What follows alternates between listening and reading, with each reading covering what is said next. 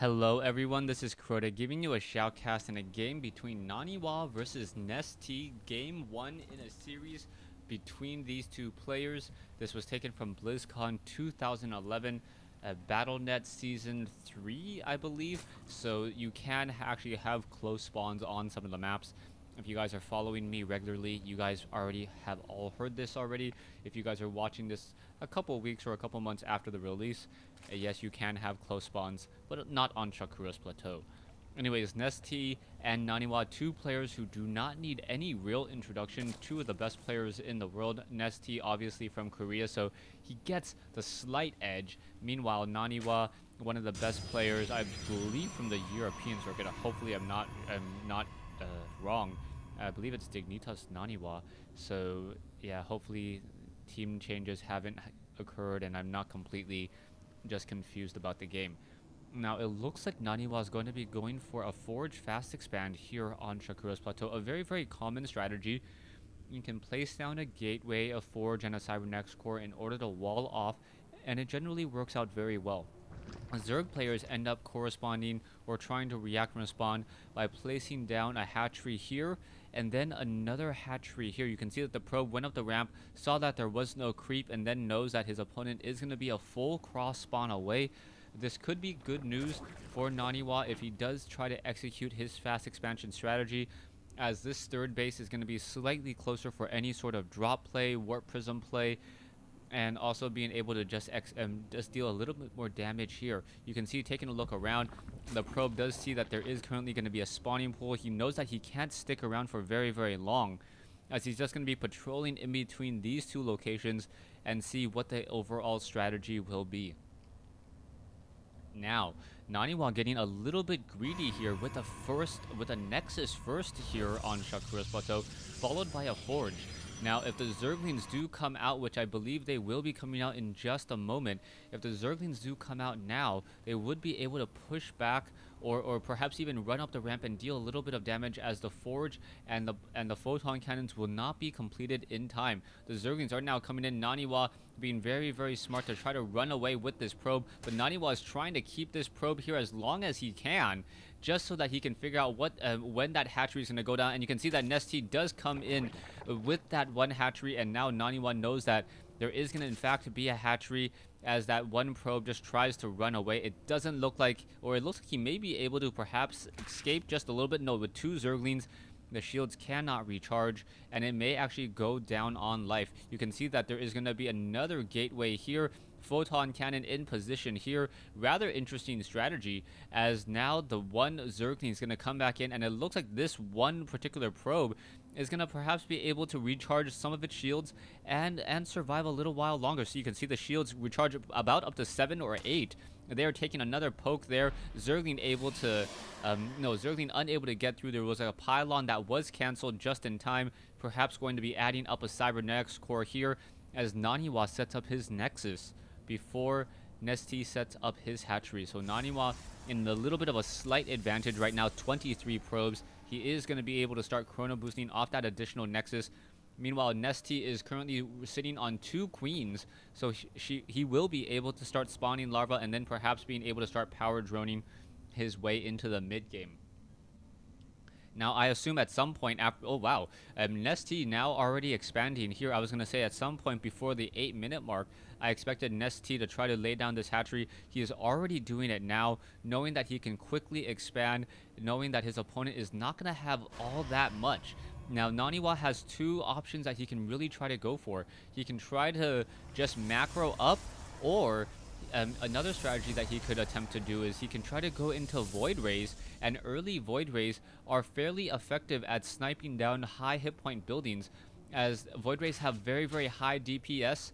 And then if you're also able to get in a Phoenix or 2, you can also Graviton Beam the Queen in order to make sure that the Queen does not take down that Void Ray, as it is a fairly even matchup, especially if there are 2 Queens normally, not just one-on-one. Level 1 weapons upgrade already coming in. Naniwa only running off of 1 gateway, opting to go for a robotics facility earlier as opposed to, say, a Stargate. So it looks like we may be going into Colossi more than anything else. But really, Nestea is going to be starting to spread himself thin. 44 drones compared to 37 probes.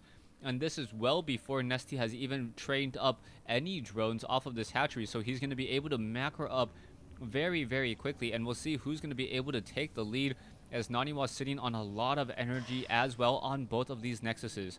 3 gateways, so it is going to be a 4-gate plus a robotics facility. That means Immortals will be trained, as we don't see a robotics bay.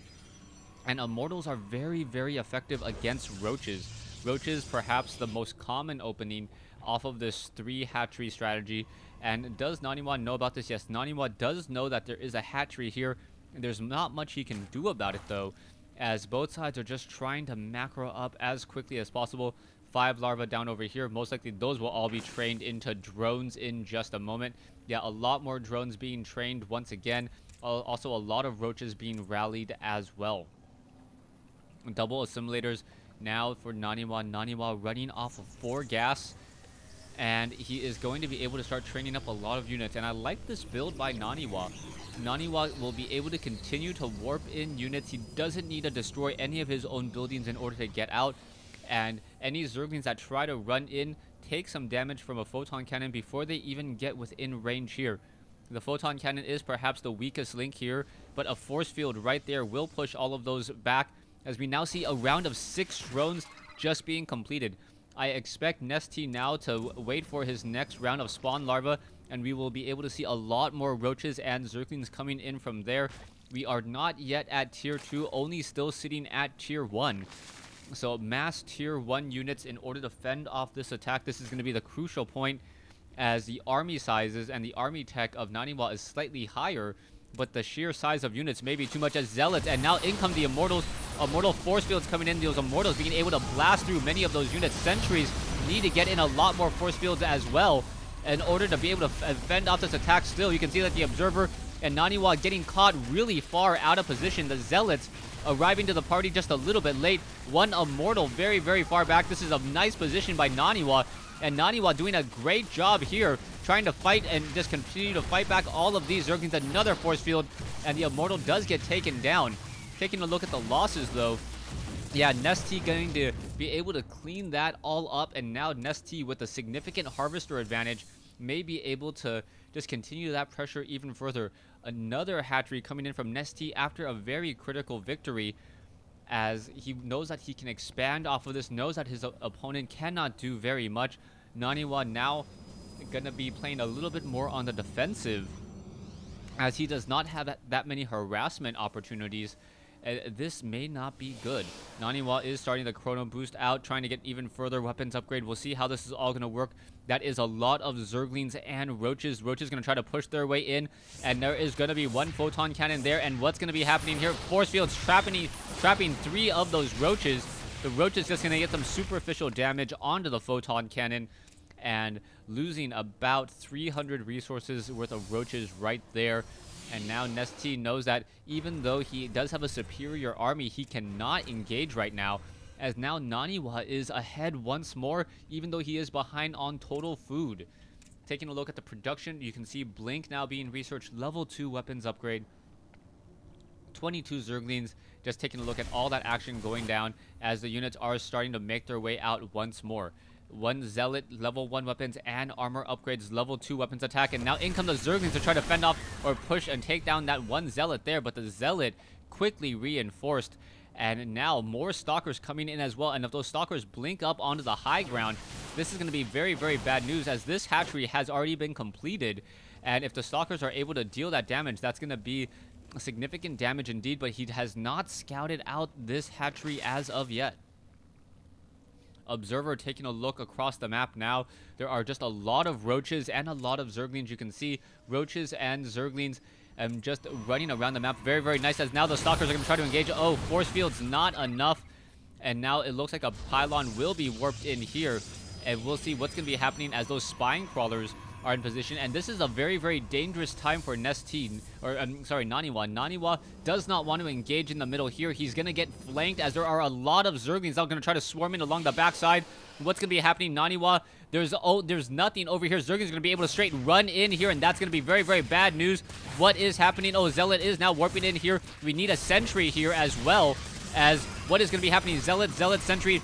Are we going to get a force field down in time? Yes, it looks like it is going to be down in time as well, as the Roaches and the Zealots are just both sides trying to fight back. One Zealot is going to get taken down over here. Another force field coming in as well. But in comes the main attack force of Naniwa, knowing that he has a much stronger positioning, but using that Sim City inside his base, as the Immortals would need to continue to just push inside and deal damage. It looks like the hatcheries are going to get destroyed. Zerglings now trying to come back, and force fields blocking Zerglings and Roaches. Beautiful location, as Naniwa is going to perhaps be able to lay down another 2 force fields and stop anything from happening, and Nestea getting completely caught out of position. Naniwa doing a great job here and just dealing so much damage to all of these drones. This hatchery looks like it will get taken down. This hatchery was already taken down, as the Zealots will perhaps make their way up there in just a moment. It looks like the force fields no more will be coming in. The sentries do not... Oh, the sentries do have enough energy. Where are those force fields? Not quite sure. There they are. The Roaches not going to be able to battle their way through. Stalkers need to blink away to get away from the Roaches, as the Immortals with a range of 6 doing such great damage. And wow, what a crazy battle, as Nestea, who was running off of so many bases now, finally going to be able to clear up all of these units, but not after taking a whole lot of damage, a 4,000 resource difference. But then if you take a look at the spending and the economy, Nestea has about 4,000 more total, or what, total spent on his economy as well. So we'll see how all this is going to work out. The Zealots were going to try to make their way up. I do not think the Zealots really did any damage, and perhaps the hatchery was spotted just because you can see some of the creep up there up on that high ground. And now Nestea once again with a larger army, and you can see 5 drones now being trained, some photon cannons being added as well to make sure to have a very strong counterattack. This one pylon may get taken down here, as it looks like the Mutalisk will be making their way in. Stalkers have level 1 weapons upgrade, and that is it. So the Stalkers do have blink, though. They may be able to go after these Mutalisks if the Mutalisks overcommit themselves. But Nestea in a very happy situation, knowing that his opponent doesn't have an expansion, but he is still 2 base to 2 base right now. 52 probes compared to 45. Overall army, you can see that Nestea is still slightly stronger. Income a much better for the Protoss, as drones are now starting to be transferred down over here. Level 2 weapons upgrade, more Zealots being added as well. And the Zealots do not have charge, so that is going to be a little bit of an issue. It looks as though, yes, the Forge over here was taken down. The Stalkers are now trying to make their way in.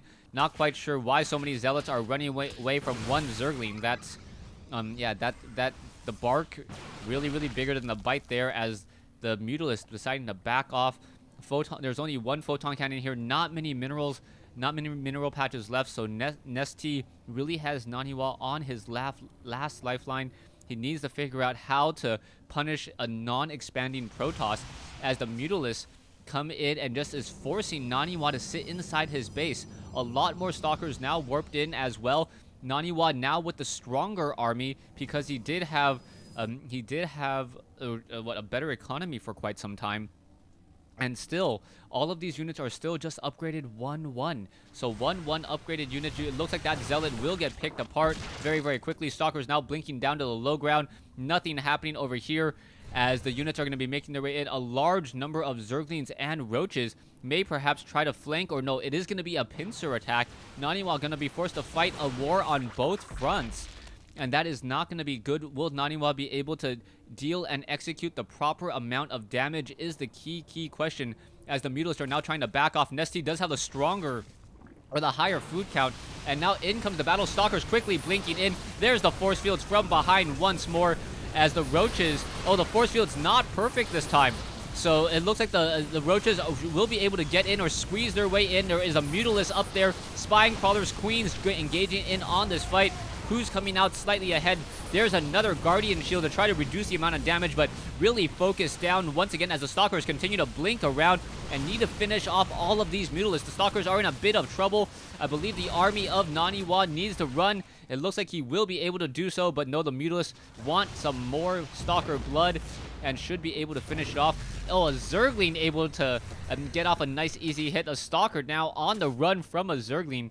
Oh, and that Zergling only needed 2 more hits. I think it could have been enough to take it down, but yeah, the Stalker able to finally clean up there. A very large army now from Nestea, or a decent-sized army now from Nestea. 5,000 resources, enough to really punish Naniwa, who has not expanded as of yet. And he's now essentially sitting only on 1 base. A lot of probes oversaturating that mineral line there. More probes now making their way out. And it looks like Naniwa is going to be going perhaps for the all-in. I think he should have done that just a bit earlier if he had brought in those probes in that last engagement. And those probes were able to fight back, absorb some of that glaive worm chain damage. It may have been the deciding factor to just minimize all of that damage there.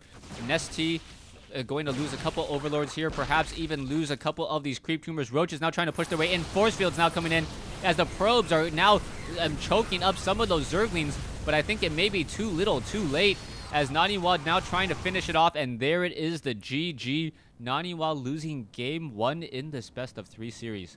Stay tuned for game 2.